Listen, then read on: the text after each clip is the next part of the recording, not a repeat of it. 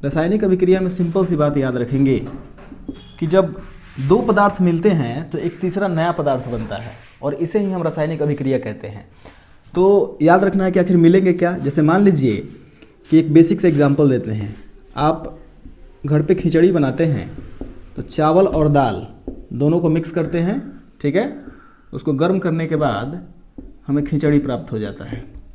उसी प्रकार केमिस्ट्री में अब दाल चावल तो होगा नहीं, अब इसमें होता क्या है कि हम लोग मान लीजिए कि हाइड्रोजन को लिए और ऑक्सीजन को लिए, ठीक है, एक इसके लिए अनुकूल परिस्थिति होता है, उसमें मिलाने के बाद ये जल बन जाता है।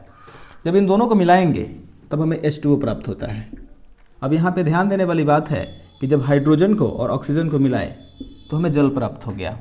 तो यहाँ पे देखने वाली बात है कि यहाँ पे हाइड्रोजन को आखिर क्या बोलेंगे, ऑक्सीजन को क्या बोलेंगे, और जो उत्पाद के रूप में बना है यानी कि H2O उसे क्या बोलेंगे। तो केमिस्ट्री में जो चीज़ अभिक्रिया में भाग लेता है उसको हम अभिकारक बोलते हैं, और जो अभिक्रिया के फलस्वरूप बनता है उसे हम प्रतिफल कहते हैं। इंग्लिश में इसको कहते हैं प्रोडक्ट, और अभिकारक को बोलते हैं रिएक्टेंट, यानी कि ये अभिक्रिया में भाग लेने वाला है और ये अभिक्रिया के बाद बनने वाला है यानी कि प्रतिफल, ठीक है। अब जैसे यहाँ पे चावल और दाल की बात करें तो ये अभिकारक है, ये हमारा रॉ मटेरियल है, इसी से खिचड़ी बनने वाला है, तो इसको बोलते हैं अभिकारक, और खिचड़ी है हमारा प्रतिफल।